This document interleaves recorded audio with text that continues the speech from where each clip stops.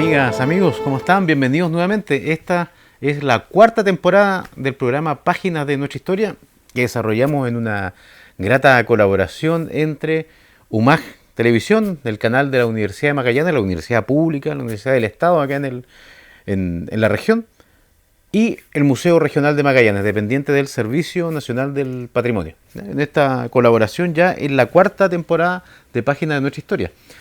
Este año, en esta cuarta temporada, hemos tratado algunos temas que no habíamos visto en las temporadas anteriores. Recordemos que los programas se pueden revisar también en la página web de UMAG Televisión, en el canal de YouTube, ¿ya? Donde están todos los programas, los busca como Página de Nuestra Historia y puede revisar los ya más cerca de 40 capítulos que tenemos en estas temporadas. Para el día de hoy vamos a hablar de un tema que nos habíamos tocado con anterioridad. Un pueblo originario establecido en Magallanes hace miles de años y que lo tenemos muy cercano en la memoria, en la iconografía, en los nombres, nos suena de repente, ¿ya? El pueblo Ahoniquenc, ¿ya? Conocido también como los tehuelches antiguamente o genéricamente como los patagones. Y para ello vamos a hablar con dos amigos de la casa, como siempre. Primero a mi derecha, Maritza Romero, abogada, funcionaria del Poder Judicial, y la verdad que también le apasionan mucho estos temas. Maritza, muchas gracias por venir. Gracias a ustedes por la invitación. Excelente, es hablar de un tema que para nosotros es muy importante. Sí. No, claro que sí. Y también amigo de la casa, arqueólogo, ¿cierto? Con doctorado en España, funcionario de la Universidad de Magallanes, del proyecto Gaia Antártica, don Alfredo Prieto Iglesias. Alfredo. Muchas gracias por esta invitación. Ya, como dices tú, soy de la casa, he estado un par de veces aquí, espero no aburrirlos. Pero... Vamos a tratar entre todos.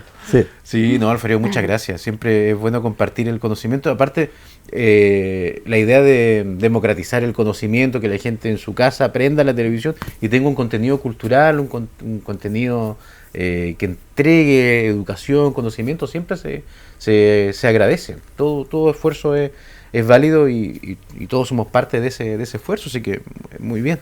Maritza, nuestros amigos Ahoniquenc tienen por lo menos yo lo veo, tienen una cercanía muy grata con el pueblo magallanes, pero no lo podemos identificar como muy claramente. No sé, de los cahuéscar, los yaganes, son presentes, activos, ¿cierto? Del grupo Selknam también hay familias pero de los Ahoniquenc como que hemos perdido un poco de rastro. ¿Qué te llamó la atención de ellos en particular? La verdad es que nosotros, cuando digo nosotros, me refiero a un grupo de gente con la que trabajamos habitualmente estos temas, nos acercamos al pueblo Ahoniquenc fundamentalmente por un proyecto. No. El proyecto era hacer una película.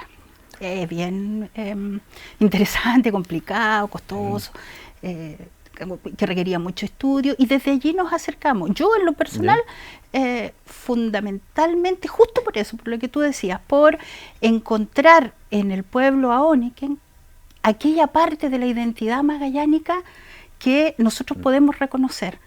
Queríamos saber cuánto de Ahoniquenc tenemos los magallánicos.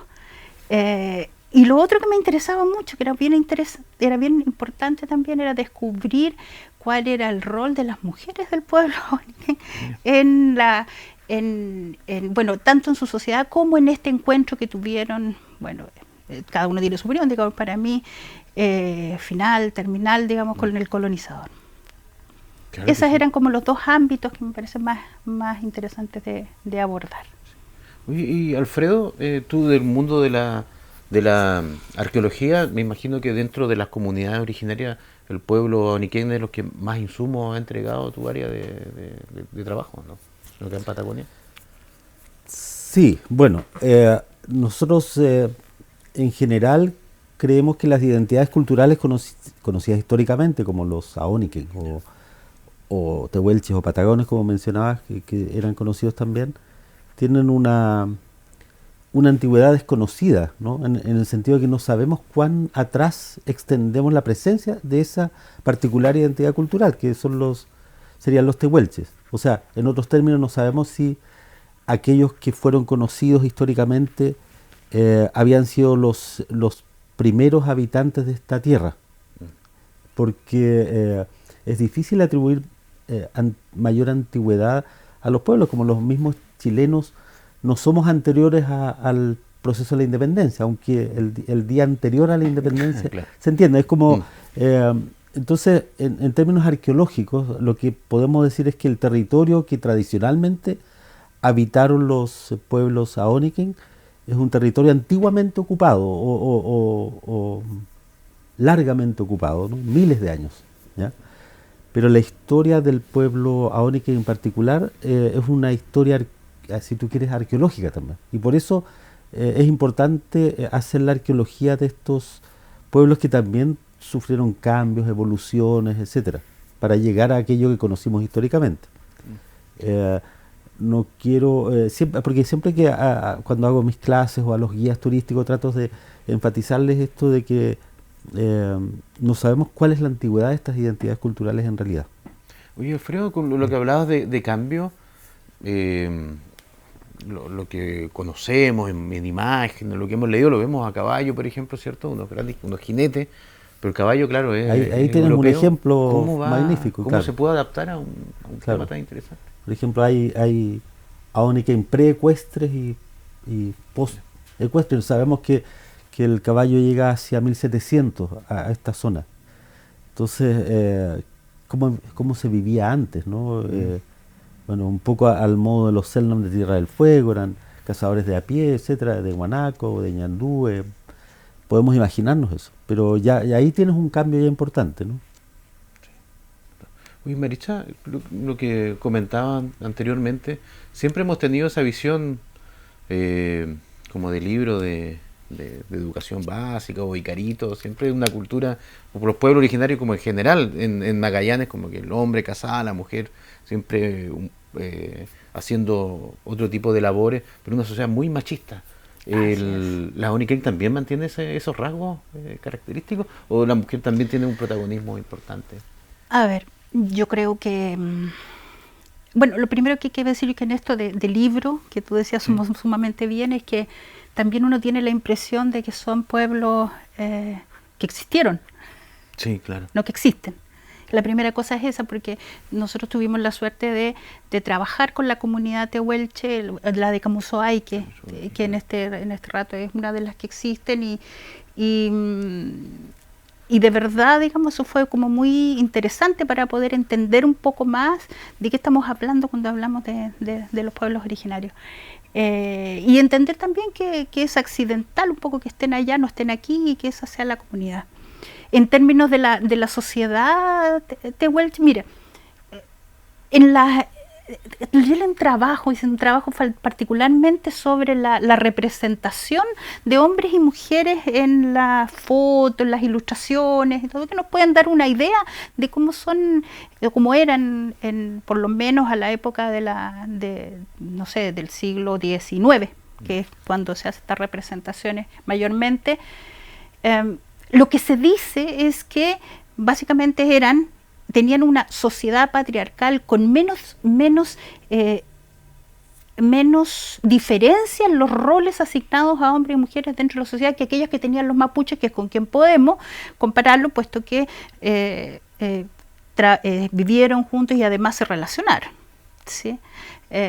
El cuidado de los niños, por ejemplo, que no era un rol estrictamente asociado a las mujeres, estrictamente, o la producción, porque si bien la casa estaban excluidas las mujeres, por lo menos la gran mayoría hasta donde nosotros sabemos, la producción fundamentalmente de aquello que se comerciaba, ahí las mujeres tenían un rol importantísimo. Por eso en la mantención de la economía, por llamarlo de alguna manera, de sus agrupaciones, efectivamente la mujer tenía un rol distinto al que nosotros nos podemos imaginar estereotipadamente. A menos esa es mi opinión. No, pero claro, no, totalmente de acuerdo. Del comienzo de piel, por ejemplo, una capa, claro. ¿sí? Una capa que era valiosísima. De hecho, se dice que al principio, digamos, cuando Punta Arenas recién parte, digamos, el comercio de lo que trabajaban las mujeres tehuelche era lo que mantenía la colonia. Y esa no la trabajaban los hombres, la trabajaban las mujeres. Entonces, de alguna manera, su rol económico era fundamental. Lo mismo que la mantención de la, ¿cómo se llama? De la casa, del hogar, del lugar donde ellos vivían. De los toldos. De los toldos, exacto. También estaba a cargo de las mujeres. Entonces, yo diría que había un rol diferenciado, bueno, como en todas las sociedades, pero no un rol de poder que pudiera ser tan diferenciado como, bueno, en nuestra sociedad o por lo menos a la época, sí, si la quisiéramos comparar. Maritza comentaba, Alfredo, que esta relación en un inicio como positiva de que incluso el territorio que habitamos hoy día, que somos fruto, ¿cierto?, de vivir en Magallanes, durante un tiempo se sostuvo con el intercambio de comercio con estos pueblos. Sí. Son tan importantes son. Sí, lo fueron y mucho. Como dice Maritza, este comercio de pieles, que implicaba mucha labor femenina, el comercio de pieles de los famosos quillangos, ¿no? Claro. Hechos de 13 pieles de chulengo, que se cazaban en cierta temporada y eran un producto tremendamente apetecido en los mercados internacionales. O sea, tanto así que se exportaban muchas pieles. Hay unos datos notables de hasta cerca de 1890 todavía. Las exportaciones de pieles de guanaco y de plumas de ñandú eran parte importante de la economía de Punta Arenas, y mucho más importante con anterioridad a la ganadería, ¿no? Claro.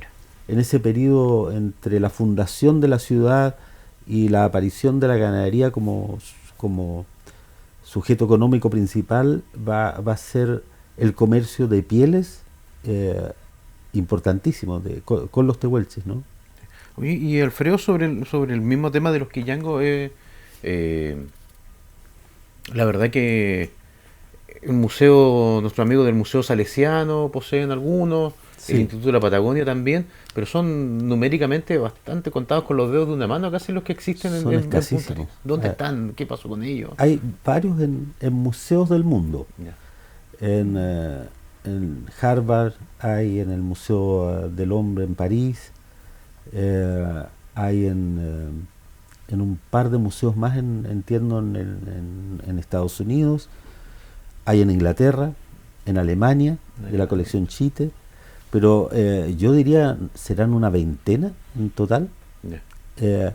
El más completo que hay en esta región, hay dos en realidad. Uno lo posee un particular, que es bastante bonito en pintura, porque tú sabes, estaba pintado, sí, con motivos geométricos muy hermosos, y hay unos trozos en el instituto, yeah, pintados que eran parte de uno mayor, pero que son trozos solamente, y ya está. En la región es todo lo que hay. En el Museo de la Plata tienen, en Argentina, pero son muy escasos y muy valiosos además. Muy valiosos. Oye, sobre esta relación con la ciudad, con Magallanes, con el hombre occidental, siempre se ha descrito como un pueblo pacífico el pueblo oniquén. Hay un artículo, ¿cierto?, de Epístome, de un buen salvaje, ahí parafraseando un poco a Rousseau, pero en realidad, claro, era un pueblo que no tuvo mayor conflicto con el hombre occidental, me refiero violento por parte de ellos, por lo menos. La verdad es que no. Yo quería decir además sobre esta misma época en que las pieles, como decía, los quillangos eran como muy importantes en el comercio de Punta Arenas y en el sostén económico de la ciudad. Es la misma época en que la caza de los tehuelches era la principal alimento también de los puntarenenses, es decir, donde también los hombres tehuelches colaboraban. Lo que quiero decir es que no solo uno debiera tener una idea de que eran pacíficos, sino que también eran como colaboradores, digamos, como cercanos a la vinculación. Yo no sé si será o no será eso, quizás lo puede decir mejor Alfredo, pero yo vi por ahí en algunas de las tantas publicaciones que leímos en esto de hacer este trabajo, esta idea, me parece que atribuida a Foyel, al jefe argentino, sí, o de la zona de que decía que la Patagonia alcanza para todos, digamos, o sea, todos podemos vivir acá, es lo suficientemente grande, productivo y rica, digamos, como para que todos entremos, que a lo menos esa es como nosotros vemos la postura del pueblo tehuelche o ahoniquen frente a la colonización. Y pacífico, ¿cierto? Pueblo O sea, bien relacionado. Sí, con el colono, digamos, Claro. con el que viene. Yo también sé que pacífico, así como que nada tampoco eran. Sé que tuvieron sus escaramuzas y también sus encuentros, fundamentalmente con los mapuches, por ahí, por la zona de Bahía Blanca, me parece que ahí hubo harto. Yo creo que, bueno, el comercio y la guerra no se llevan bien. Ujú. O sea, o es lo uno o lo otro. Buenos comerciantes evitan la guerra. Yo creo que se es más guerrero acerca de los límites y el límite que ellos tenían, como tú dices, es con los mapuches. Y ahí había conflicto, porque Había conflicto. cuando pasa George Master y hace su viaje, recuerden que ahí él está en el país de las manzanas, que estamos hablando de 1860, 1870, Sí, por ahí. hacia el norte, hacia donde está la penetración mapuche, hacia la Patagonia, ahí ya hay conflictos, ¿no? Porque ahí no hay, no es tanto, al parecer, no recuerdo bien si el comercio era tan importante allá como lo era en la ciudad de Río Negro, en Argentina, y en Punta Arenas, que eran los dos polos de atracción del comercio para estas comunidades de ahoniquen, ¿no? Me parece que más habla de Bahía Blanca y Punta Arenas como los principales polos comerciales, y me parece que justo en ese viaje los tehuelches, si uno pudiera decirlo así generalizadamente, los diferentes jefes locales, efectivamente acuerdan no ir, por así decirlo, en armas contra, Claro. porque protegen el comercio, efectivamente. Oye, Maritza, sobre el mundo ahoniquen, incluso la toponimia hoy de Magallanes destaca por sobre todo a un personaje fundamental que es el cacique mulato, ¿eh? Si bien hay varios otros que aparecen en textos, canarios, ¿cierto? Y con otros nombres, también nombres muy occidentales. Casimiro. Sí, Casimiro igual. Siempre el magallánico común y silvestre que recorre, cacique mulato le suena enseguida, le aparece un personaje fundamental, ¿cierto? Porque cacique mulato, sin duda, como personaje, un personaje también apasionante su historia por todo lo que le tocó vivir. Por cierto, para nosotros cacique mulato es, bueno, eso es sobre lo que hemos trabajado, hemos investigado sobre cacique mulato, pero sí entendemos que él, con todas sus características,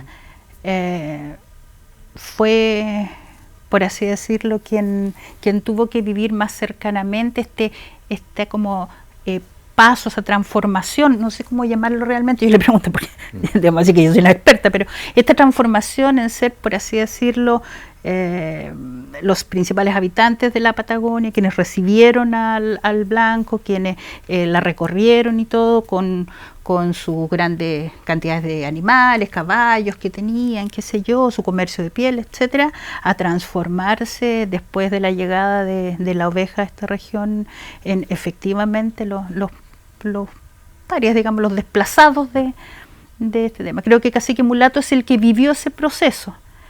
Por lo menos en el liderazgo de los grupos ahoniquen que vivían en esta zona, en la zona de Magallanes. Un personaje fundamental. Un momento más vamos a profundizar sobre Mulato, porque es un personaje extraordinario, y la película que se está desarrollando también va a aclarar bastantes puntos sobre eso. Aunque de tanto en cuando aparece alguna noticia del pueblo ahoniquen. Recuerdo que hace ya un par de años, puede haber sido, que apareció un instrumento musical que se atribuye, estaba en la costa del estrecho, se atribuye, y es una novedad. Bueno, tampoco hemos profundizado mucho, pero no teníamos ese punto que practicaran la música en particular, Alfredo. ¿Hay alguna novedad sobre ese instrumento? Sí, hubo una abundancia de información en ese periodo que tú mencionas, en que apareció este instrumento musical, entre comillas, porque estaba en duda. Había sido encontrado por Hans Roers en la costa de San Gregorio y lo donó al Instituto de la Patagonia. Y era un huesito con orificios y grabados. Y siempre creímos que era el arco de un colo. El colo era como un violín, si tú quieres, Aoniken, ¿no? Era un arco como un arco de arco y flecha, ¿no? Pequeñito, que era cruzado y tensionado por una crines de caballo, ¿ya? Y sobre ese se le pasaba un hueso decorado que hacía las veces del arco del violín, ¿no? Y se apoyaba en la boca, y la boca hacía de caja de resonancia, si tú quieres, también. Y hay descripciones bellísimas y hay grabaciones, de hecho, de que hizo Lehmann Nietzsche, un experto, un antropólogo que vino a esta zona a fines del siglo XIX, y él graba supongo de cera en esa época, ¿no? Estos cilindros de cera, graba la música de este colo. Y este huesito que encontró Roers tenía orificios, y se creyó que era, y se planteó después un profesor, Rafael Díaz, si mal no recuerdo, planteó que era una flauta. Era el primer hallazgo de una flauta, un instrumento de viento, en este caso tehuelche. Y ahí vino una discusión: flauta o arco decorado con orificios del colo. Eso es lo que recuerdo. Sí. Y está todavía, me imagino que como en muchos de estos temas aún no está muy clara. No está del todo. Rafael, lo conozco, hablamos mucho de este tema en su momento. Él es partidario de que esto es una flauta, y puede serlo, pero los expertos musicólogos son los que tendrán que definir bien si se trata de un violín o de una flauta, ¿no? Sí, oye, Maritza, sobre en la película en particular del cacique, para hacer una película bien hecha, para que tiene que tener cierto proceso de investigación muy profundo, porque la gente lo ve los detalles y todo. ¿Qué es lo que más ha costado de investigar del pueblo Oniquén? ¿Hay documentación variada? ¿Es poco, es mucho? ¿Hay algún rango que estuviera ahí en la nebulosa que no yo diría en términos generales más de lo que podemos leer, ¿no? Siempre es más. Hay harto, sí, bastante. Nosotros, por supuesto, que nos centramos en un periodo de tiempo específico, digamos, de, no sé, desde 1830 hasta, no sé, 1905, 1910, por ahí. Entonces, claro, por supuesto que se acota y que nos permite tener una idea en realidad de el pueblo tehuelche en este encuentro que se produce ya con la llegada del hombre blanco a la región, a la zona. Como tú me hablabas de mulato, por lo que he leído, pero ustedes seguramente conocen mucho más, me llama la atención que él, siendo de su comunidad y todo, se adaptara a la normativa nacional en cuanto a la entrega de concesiones, de inscribir a su ganado con las marcas, cosas muy occidentales. Él tiene ese tema interesante, mulato, de adaptarse incluso al mundo occidental y tratar, dentro de lo que se pudo, de seguir los lineamientos que le entrega el Estado. Ese es como un tema bien interesante que abordaban los integrantes de la comunidad tehuelche con la que nosotros trabajamos de Camusoay, que ellos básicamente resumen, por así decirlo, la historia de este encuentro, de este momento en que los tehuelches tienen que tomar la decisión cómo sobrevivir. Es decir, no sé si es una decisión, es como ellos lo definen, ¿sí? Y me parece que sobrevivir es la palabra que más repetían. Es decir, no solo fue poner cerco, hacer casa, fue aprender a leer, fue hacer juicio, fue seguir intentando mantener su comunidad con las adaptaciones que fuera necesario hacer, e incluso, digamos, defenderlas por las vías que les era posible acceder. Y en esa medida, efectivamente, pues, y lo que yo quiero decir con esto es que no sé si fue una decisión libre, quizás no había tantas alternativas, entendiendo que, por ejemplo, la distribución de la tierra se hacía sin contar con la opinión o sea, hoy día sería una consulta indígena seguramente, pero eso sin contar con la opinión de los habitantes de la zona, se distribuyó la tierra. Muchos no tenían para decidir y sí aceptaban, en el fondo aceptar era mantenerse, seguir así sea que tuvieran que adaptar sus costumbres. Claro que sí, Maritza. Alfredo también. La verdad que estamos en la cuarta temporada de Páginas de Nuestra Historia, viendo el tema del pueblo Ahoniquén. Vamos a seguir conversando, no se preocupen. Después de algunos breves minutos vamos a hacer una pausa, donde se va a entregar también algunas cápsulas de información, y en el segundo bloque seguiremos continuando este tan interesante tema de los Ahoniquén en Magallanes. Volvemos en unos minutos.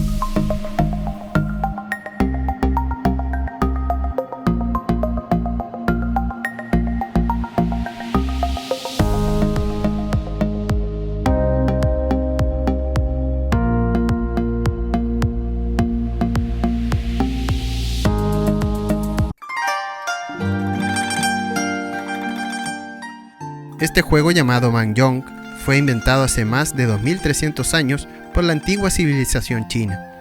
Es conocido como el antiguo juego de los mandarines, llamado popularmente Mahjong, que quiere decir gorriones. Su creación coincide con la construcción de la Gran Muralla China. Esta influencia aparece en el juego toda vez que la partida se inicia colocando las fichas o piezas en forma de una muralla. Sus fichas originalmente eran de papel, pero luego se perfeccionaron y realizaron en materiales más duraderos como la madera, el bambú e incluso el marfil. Los artesanos realizaron verdaderas obras de arte pintando a mano las 144 fichas sobre trozo de marfil perfectamente pulidas y cortadas a mano. Estas creaciones llegaron a América recién en el siglo XVIII y generalmente se presentaban como exóticos regalos traídos de Oriente, y por lo mismo sus versiones de más de un siglo son muy difíciles de encontrar en América. El Mahjong es un desafío para 4 jugadores y raras veces se practica con un número distinto de participantes. Es un juego fácilmente adaptable y muy flexible. Sus fichas se dividen en fichas de palos, fichas de honores y las fichas de flores y estaciones. Los 4 jugadores establecen conjuntamente sus propias reglas y los límites de tiempo. El juego puede interrumpirse en cualquier momento para atender algún asunto momentáneo y ser continuado más tarde. Vientos y dragones participan en esta lúdica representación de muralla. Los dados dan los turnos de los jugadores que deben hacer el Mahjong para ganar la partida. Esto es una muralla con 14 fichas en una secuencia específica. El Mahjong cruzó el mundo para llegar al Museo Regional de Magallanes a principios del siglo XX y puedes verlo con sus piezas de marfil en el Salón de Juegos del Palacio Braun Menéndez.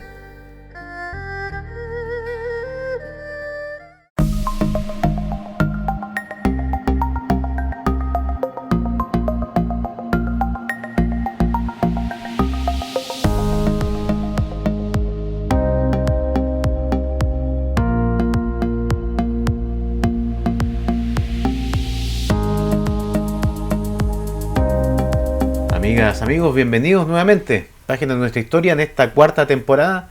Hemos transitado en esta última temporada muchísimos temas interesantes. La música en Magallanes, la prensa en Magallanes, el deporte, muchas temáticas que no habíamos trabajado. Y una de ellas precisamente es el pueblo Ahoniquén. Si bien habitamos este territorio, en particular acá la península de Brunswick, que tuvo presencia Ahoniquén, sorprendentemente no lo habíamos tratado en este programa, así que hoy día hacemos un poco de justicia. Estamos con Maritza Romero, ¿cierto?, abogada, con Alfredo Preto, arqueólogo, y conversando sobre los Ahoniquén. Alguna vez, Alfredo, escuché que habían algunos paraderos, como lugares muy reconocidos por la comunidad, donde antiguamente pasaban los Ahoniquén y se bebían o pernoctaban en esos lugares, algunos muy muy cercanos a la ciudad. Sí, claro. Nosotros comenzamos todo un programa hace muchos años ya con Mateo Martinich y Pedro Cárdenas a realizar salidas a terreno buscando estos paraderos, porque estos paraderos tenían una lógica, ¿no? Eran paradas cada una jornada de caballo, ¿no? Entonces sabíamos que los Aoniken que llegaban a comerciar a Punta Arenas y que se iban luego de Punta Arenas, pernoctaban en los alrededores de Cabo Negro. Ese era el primer paradero conocido. Después o se iban hacia San Gregorio o se iban hacia Dinamarquero, ¿no? Y después de Dinamarquero, el Zurdo, el Río Chico. Entonces, por las descripciones de Master que mencioné, o de otros viajeros decían que los acompañaron, decían, paramos en este lugar, paramos en este otro, ¿no?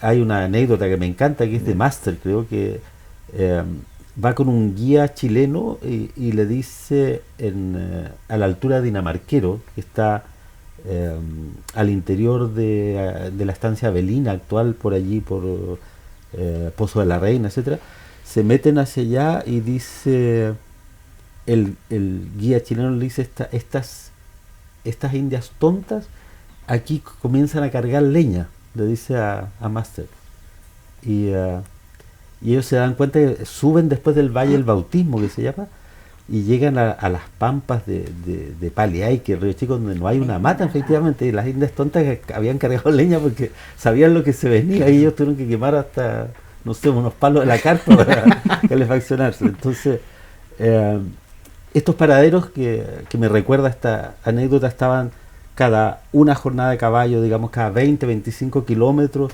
había un paradero tehuelche, y nosotros nos dedicamos en ese entonces a hacer esta arqueología histórica de estos Aoniken. Y encontramos los sitios de Dinamarquero, sitios hermosos, donde acampaban, y encontramos los raspadores de vidrio, los metales que usaban, monedas chilenas de la época, etcétera, y se abrió toda esta perspectiva fascinante de los campamentos, de la arqueología de los campamentos históricos de los tehuelches. Ahí yo leía también que, Ernesto, y le doy vuelta al tema de las mujeres, es que las rutas que realizaban eran en realidad la ruta que las mujeres seguían llevando todo lo que implicaba los tolderíos, ¿sí? Más los niños, más todo, llevando la casa, y que la casa se producía de manera no definida alrededor de esa ruta. Es decir, la ruta la marcaban las mujeres y los hombres iban alrededor de ellas cazando. Me pareció muy interesante eso como tema, como la figura. A las que hacen camino eran las mujeres. Exactamente, eso era lo que... Los varones en este caso iban por la pampa en el desorden de los guanacos, no iban por donde anduvieran ellos. Esa imagen es muy linda. No donde las mujeres mandaban en la ruta. En este comercio que hay bastante escrito de los indígenas, ¿cierto? Aoniken, estando a la salida de la ciudad de Punta Arenas y luego la comunidad intercambiando, teníamos una idea como de que siempre se nos ha planteado esto del grupo originario y un hombre occidental cambiándole elementos de mucho valor por espejitos, por cosas muy menores. Pero me parece que también el hombre y la mujer de Aoniken tenían una comprensión del valor, eran personas bastante inteligentes, incluso para comercializar y todo. Esa idea como de los espejitos como que no corre, que se nos vendió durante mucho tiempo. No sé, yo diría que depende. Se dice, por ejemplo, que Casimiro era un muy buen negociador. Un excelente negociador, además él había nacido, criado por una familia francesa, conocía 3, 4 idiomas, claro, de que de hecho hablaba Aonecoayen, Mapudungún, castellano, francés, probablemente inglés, eso no lo sé, pero por lo menos esos 4, y su capacidad de negociación era enorme. Entonces, es claro, efectivamente tiende, supongo yo que depende, pues. O sea, no es que por ser indígenas hayan sido más ilusos, inocentes, y no necesariamente. Habría algunos, como ahora. Sí, como ahora, claro. Pero efectivamente en alguna ocasión, claro, que eran muy buenos negociadores y que, como bien tú decías, Maritza, que algunos hablaban inglés, que se relacionaban con los navegantes, que esa idea como de Icarito que se nos vende como de los espejitos, como que no es tan real, porque era un pueblo muy interesante. Y sobre eso, el intercambio de objetos, hablaste de Chite, de Gobernador, el alcohol fue un detonante muy negativo, introducido por el mundo occidental, ¿cierto, Alfredo? Sí, claro. Fue un factor importante de la atracción de los tehuelches por estos poblados, ¿no? Que intercambiaban alcohol y tabaco también. No hay que olvidar que el tabaco fue muy relevante también. Y este alcohol, de hecho, el comercio de este alcohol deriva el nombre del Valle del Bautismo, ¿no? Que queda ahí hacia San Gregorio, al interior, hacia Dinamarquero, porque ahí pasaban los comerciantes a ponerle más agua al aguardiente, ¿no? A reducir el valor. Pero yo creo que eran muy inteligentes para su comercio, para todo. Como tú dices, no es esta visión de los espejitos, probablemente se produjo al comienzo con los primeros intercambios, pero ya se dieron cuenta de que la relación comercial era desigual, ¿no? Y comenzaron a intercambiar de un mejor modo, ¿no? En que se salieran más gananciosos. Yo recuerdo que las cosas, por ejemplo, en San Gregorio y en Dinamarquero habían monedas, en un caso españolas, en otras chilenas, que intercambiaban y preferían y convertían ese dinero, el dinero que para nosotros era este medio de intercambio, era para ellos joyería. Entonces transformaban las monedas las batían, las golpeaban, etcétera, las transformaban en unos hermosos adornos. La colección Chite mismo dice, si mal no recuerdo, que parecían sobre sus caballos museos ambulantes, porque venían llenos de monedas, de adornos, de chaquiras, ¿no? de cuentas. Recuerden, no sé si recuerdas estas pipas hermosas que hacían con unos recamados de plata, etcétera. Eran muy buenos artesanos. Sí. Oye, Maricha, hablaste recién de una reserva de un grupo ahí en Argentina, aquí en Misuaike. Si nos puedes contar un poco, entiendo que es en Patagonia, por lo menos, es un lugar que tiene mayor concentración de identitarios que se dedican a la venta de caballos, mucho al tema de la estancia, pero es un grupo pequeño, es grande para quienes no lo conocemos. Bueno, nosotros conocimos dos comunidades, ¿Ya? Una conversábamos de Las Heras y otra de Camusoaique. Son comunidades creadas como en Chile al amparo de la ley que reconoce o que hizo, por decirlo de alguna manera, la reducción de las tierras indígenas en cada uno de los territorios. Bueno, son comunidades pequeñas. Sí, en particular la de Camusoaique que nosotros la conocimos a propósito de un trabajo bien interesante que era la de revitalización de la lengua tehuelche, del aoneco o aonecoayen, como dicen ellos, y hacían un trabajo bien interesante. Ahí se reunían una vez al mes, ¿sí? Una vez al mes, y trabajaban con la abuela, con la Dora, quienes les enseñaba, y ellos iban escribiendo, practicando. De hecho, para la película, que fue bien entretenido, porque ellos nos enviaron audios en aoneco para que nosotros pudiéramos incorporar al guión, que de hecho todo lo que nos enviaron está incorporado. Ese trabajo de revitalización apoyado por el Estado argentino, porque no me acuerdo cómo se llama, el Ministerio de Educación en Argentina hizo un proyecto y contrató gente y apoyó ese trabajo de revitalización. Sobre ese mismo tema de estas comunidades que sobreviven, me imagino que hace 100 años atrás un personaje importante como Mulato, que el hilo conductor de la película que se está desarrollando, cuando llega a Valparaíso, cuando tiene ese contacto con el mundo occidental, más de la zona central, tiene que haber sido una impresión muy grande de Mulato con el grupo que viajaba, desembarcar en el puerto de Valparaíso, llegar a la plaza Sotomayor, no sé cómo se llamaba en ese tiempo, y enfrentarse a las autoridades. Es decir, tiene que haber sido tiene que haber llamado muchísimo la atención a la comunidad de Valparaíso. Yo creo que hay registro periodístico de eso. En alguna parte recuerdo haber leído las impresiones de la gente por esta llegada de este grupo a Valparaíso. y a la capital después, ¿no? Porque entiendo que se va a entrevistar con el presidente porque le están robando la poca tierra que ya les han robado.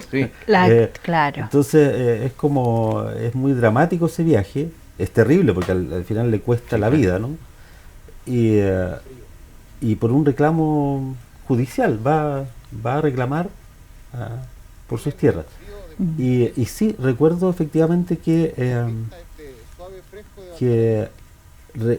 haber leído los periódicos antiguos que daban cuenta de lo que mencionas. Así que eso está por investigar por ahí. Sí, la llegada tiene que haber sido... Yo leí hasta en alguna parte acerca del incendio donde se quemó la residencial donde se quedaron en Valparaíso. Se quemó en agosto. Ellos anduvieron no sé, estarían en abril más o menos. Claro. La Chilena se llamaba, la residencial, en la calle Clave. En la calle Clave. ¿No? Sí, pero no sé, nosotros no encontramos... conocemos, no sé, esa donde aparece un canario, la clásica que aparece con sus quillangos, aparecen tres, ¿no? Creo que es de Buenos Aires, no me acuerdo bien. Ahora, este viaje efectivamente es parte de esta supervivencia, es decir, no es la primera vez que los tehuelches iban a Santiago a ver al presidente.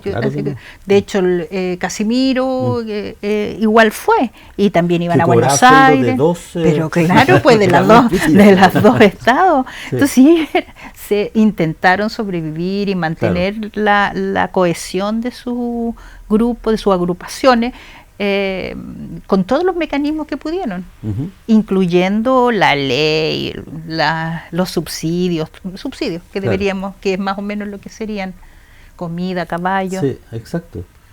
Cuando se funda Fuerteventura ya se habla de, ya se pide raciones para domesticar, ¿no? En el fondo es como, oye, ¿cómo los atraemos? ¿Cómo los hacemos nuestros? En esta lucha por los límites, la cuestión limítrofe, eran importantísimos, por eso Casimiro se aprovecha, ¿no? Eran importantísimos de qué lado estaban, ¿no? Porque además era el mayor número de habitantes, pues eran más. Por lo tanto, si ellos eran chilenos, si el mayor número de tehuelches era chileno, bueno, estaba habitado por chilenos la tierra. Y le pasaban uniformes y banderas. Y ahí, dependiendo de dónde andaban, ponían una u otra, o sea, no es que... Claro. Estamos viendo, ¿cierto?, esta relación con el mundo occidental, a excepción del tema de la tierra como positiva en un inicio, pero recuerdo haber leído hace poco acá en el museo una carta de una estancia en el sector de Río Verde, me parece, y donde el que administraba, que era de la explotadora, decía que los indígenas le habían cortado los alambres y que era porque estaban siguiendo unos guanacos. Y sigue el relato diciendo que se puso en el cerro con un rifle esperando que apareciera. Y dice que apareció y escribe: lamentablemente solo le pude matar el perro. Y se bajó, lo topó, lo amarró y lo bajó al pueblo, 1905. Una visión que leyendo estas cartas uno queda como, ¿esa era la relación del mundo ganadero con el pueblo oniquengo o es una excepción esta carta? Yo no sabía de esa carta, me encantaría verla, de hecho. Sé que hubo alguna escaramuza en Dinamarquero, si mal no recuerdo. Está en el libro de Don Mateo, de los Aoniken, ¿no? Creo que... No recuerdo bien ahora exactamente. Pero no de haber sido al principio distinta. Yo no sé, la relación de los Aoniken con Punta Arenas es muy distinta a la que se produce en Tierra del Fuego entre los Selknam y los estancieros, ¿no? Es mucho más sangrienta, mucho más terrible allá. Esta tal vez porque venían un poco acostumbrados al comercio, como hemos dicho, ¿no? A el interés mutuo en obtener cosas los unos de los otros, ¿no? Así que este caso que mencionas es raro, me suena extraño. Yo tengo alguna referencia ahí en la conversación con la gente de Camusoaique, que en los relatos que ellos traen de su abuelo y de su gente, sus ancestros, sus antepasados, dos cosas en eso. Uno, la corrida de cerco, que a mí me parece que no era extraña acá tampoco. Es decir, que debe haber sido, digamos, porque en la época de Mulato, que fue al que le entregaron su tierra, sus hectáreas y todo, efectivamente Hay relatos de que los cercos se corrían igual que en todo Latinoamérica respecto de las tierras indígenas. Eso es una cosa. Y la otra referencia que tuvimos en esas reuniones con la gente de Camusoay, que era como una imagen, una columna aóniken avanzando, qué sé yo, con sus mujeres, sus niños, sus caballos, sus toldos y todo, parado frente a un cerco. Eso era, parado frente a un cerco, y parado un día, 2 días, 3 días, hasta que alguien venía y les daba permiso para pasar.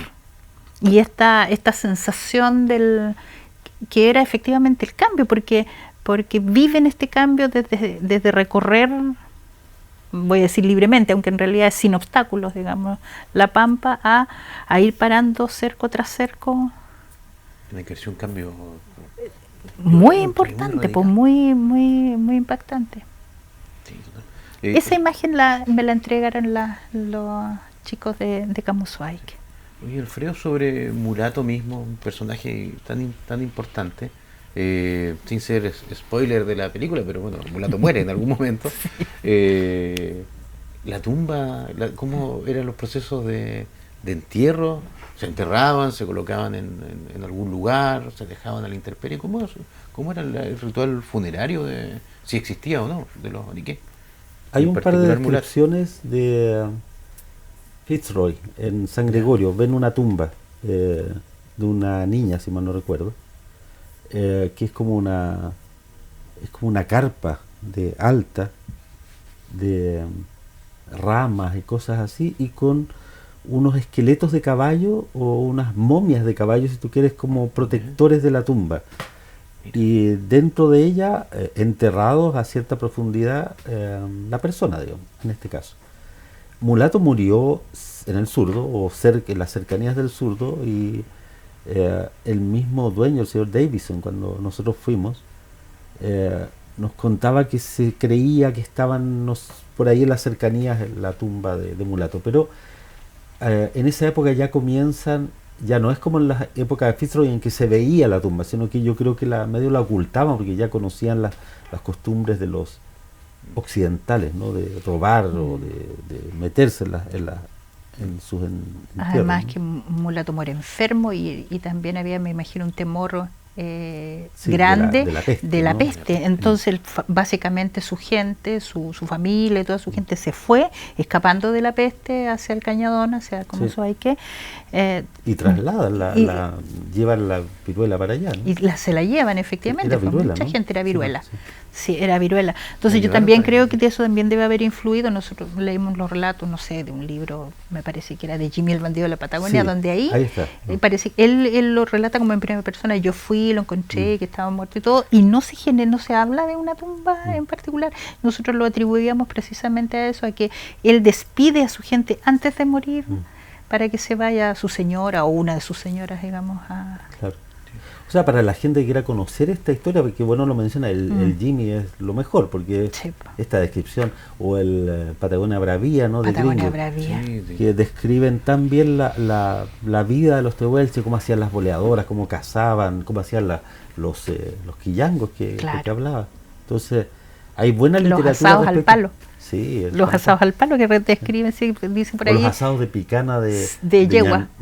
Que era también les gusta de ñandú. De ñandú, porque decía que era como un plato gourmet, también, digamos. Exactamente, porque hay una descripción ahí que a mí me llamó mucho la atención, que decía: yo la primera vez que vi un grupo de tehuelches que estaban asando en unos fierros enterrados, y era exactamente igual. Yo le dije: uy, yo también, la primera vez que vi un magallánico estaba asando. Rememorando. Sí, no, porque en ese libro efectivamente hay una descripción. Sí. Dentro de la literatura, como bien tú dices, Alfredo y Maritza, estos 2 libros son fundamentales, ¿cierto? Otro texto, bueno, Don Mateo los Aoniquén, y en Argentina también se ha escrito bastante sobre ellos. Hay un par más pequeño, pero el de Don Mateo está bien, es una recopilación fantástica de todo lo conocido hasta 1995, que era creo que es la fecha de edición. Sí. En el sector argentino hay como una división entre los Aoniquén, son los más del sur, dentro del pueblo de Huelche, tienen una variante que es desconocida acá en Chile, ¿cierto? Sí, había una división, se supone que el río Santa Cruz definía Cierto. una especie de límite que se cruzaba también, pero algo así como un límite, en que separaba a los Auniken del sur de los del norte del río, que tenían, y después están los Ununakune, que se llaman, es otra parcialidad, ¿no? De la misma, como dices tú, de la misma lengua o Sí. parecida lengua, pero...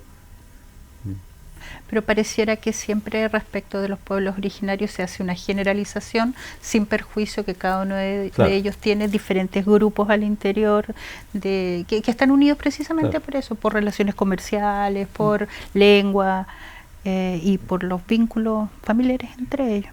Y uno los generaliza. No, claro. Oye, Maritza, ya se nos fue nuevamente el tiempo en la conversación. Tuviste que trabajar mucho en investigación sobre el pueblo Aoniken. ¿Qué te llamó particularmente cerrando el proceso Aoniken? Lo más importante que con lo que tú te quedas de este pueblo tan señero en la historia de Magallanes.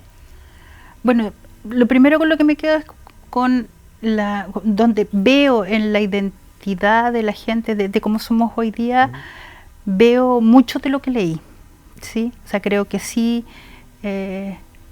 pareciendo o tiendo a no creer en esta división que se hace de los tehuelches argentinos y los mapuches chilenos, ¿sí? No creo que efectivamente tenemos en la formación de la identidad de esta zona, están señeramente ahí. Con lo segundo que me quedo es con la tremenda importancia, eso es indudable, del rol de las mujeres, tanto en la sociedad tehuelche de la época que nosotros estamos abordando en la película, como en el proceso de colonización y en este cambio hacia la sociedad occidental o occidentalización. Lo digo de una manera, no sé si lo voy a lograr expresar. Yo creo que con lo que me quedo es que una de las formas de cómo se modeló esta transformación es por el rol que las mujeres cumplieron. Tanto por las mujeres tehuelches que accedieron, por así decirlo, se abrieron al mundo occidental, se emparejaron, tuvieron hijos y generaron esta unidad, como por las mujeres blancas europeas que llegaron fundamentalmente, bueno, de esta convocatoria que se hizo en Europa para venir, que llegaron acá y tuvieron 12 hijos, 20 hijos, yo leía, me parece que de los friburgueses en la misma época, muchísimo impacto. Es decir, yo creo que sin ese error, esto no sería como es, esta zona. Sí, claro que sí. Oye, Alfredo, tú has trabajado en el mundo Aoniken hace décadas. ¿Aún hay temas por descubrir del mundo Aoniken? Sí, claro. Hay muchos sitios que ver, muchos sitios por conocer. Yo recuerdo en los años 90 hicimos un proyecto con un primo, Andrés Iglesias, que venía de la Austral, venía saliendo, y fuimos a hacer como un trabajo de campo a ver qué pasaba en la ganadería Magallanes con la herencia Aoniken. Y nos encontramos la sorpresa, estaba vivísimo, porque los puesteros hacían botas de potro, que heredaron de los tehuelches, hacían quillangos todavía, cuya técnica heredaron de las mujeres, en este caso tehuelches. No sé cómo, pero hacían estas colchas, o que todavía en los hogares, tú recordarás, cuando niño todavía era común tener estas bajadas de cama. Sí, estas capas de guanaco, y las hacían, ya no los tehuelches que no estaban, sino que lo hacían los ovejeros que heredaron esta práctica, digamos.